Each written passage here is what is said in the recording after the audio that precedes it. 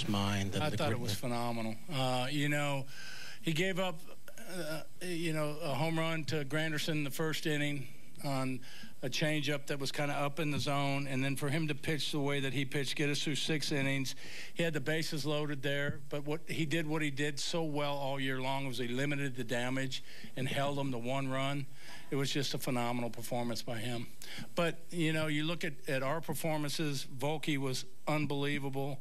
Herrera with a 3-inning stint. He hadn't had one of those all year, and Hoach coming back on his 3rd day for 2 innings to get the win. And then Wade to close it out. Our pitching was absolutely unbelievably good. And you look at Salvador Perez's performance, especially with your background as a catcher, right, and his ability to stay in there despite taking foul tips off, it seems, every body part, right, and then still put up those numbers at the plate, helping the tying rally, the go-ahead rally.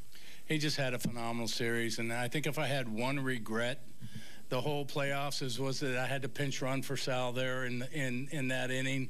But it opened up the door for us to score 5. I really wish that Sal could have been out there to, jump in Wade's arm, when we got that final out. Couple more if there's anything tonight. Okay. You talk about your club, the way you endured from last year and the way you just built into this year in the championship. Well, last year was such a hard defeat for us in Game 7, and everybody came to spring training, as determined of a group that I've ever seen, that they were going to get back and they were going to finish the deal this time. So from day one, there was no doubt in my mind that they wouldn't accomplish it. There was no doubt in their mind that they wouldn't accomplish it. And the cool thing about this team is everything they set out to accomplish, they did. They wanted to win the division. They won it by 11 games. They wanted to win home field advantage for the playoffs. They did. They wanted to win the World Series. They did. So, it's just a special, special group that doesn't come around very often. Standing back here. For you personally this year, after going through losing in 7 last year, did this moment of winning it live up to what you thought it would be? Well, yeah, of course it does. Like I said before the game, this is my 8th World Series. I've lost 7 of them.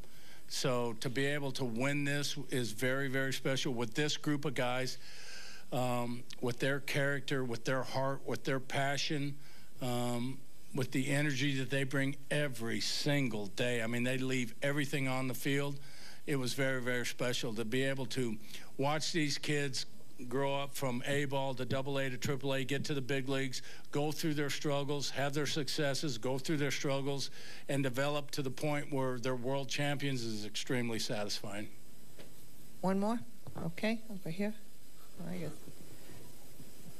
guess quite simply, who is Christian Colon, and what were his emotions like, coming off the field after the inning in which he gives you guys the World Series? You can imagine his emotions, but, he's a guy that last year we took off the World Series roster because he broke his finger, and we didn't think that he was throwing well. This year, we kept him on, and the reason we kept him on because we felt as a staff, as an organization, that he was a clutch-type player. He's a winner, and you put him in a situation, and he's going to give you everything that he's got. And for him to come through tonight and get the big hit was it was special.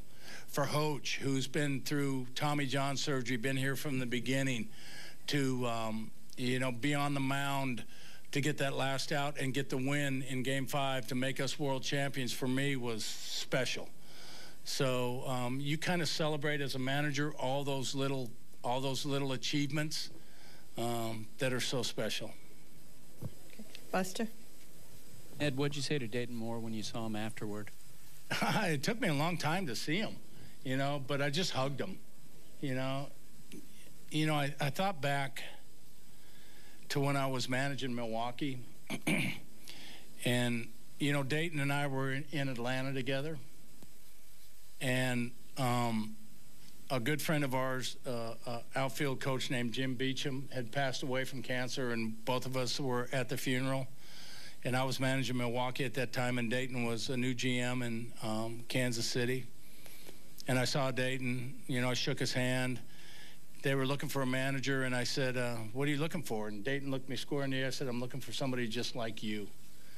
So for us to be reunited and for us to accomplish this thing together is probably one of the greatest achievements of my life. Ned, over here on the right. Ned, I'm sorry if you answered this already, but how appropriate is it that you won tonight in the fashion in which you won? Coming back and grinding it out and using a guy who hasn't batted all month to get the game-winning hit. Yeah, no, it wasn't very important.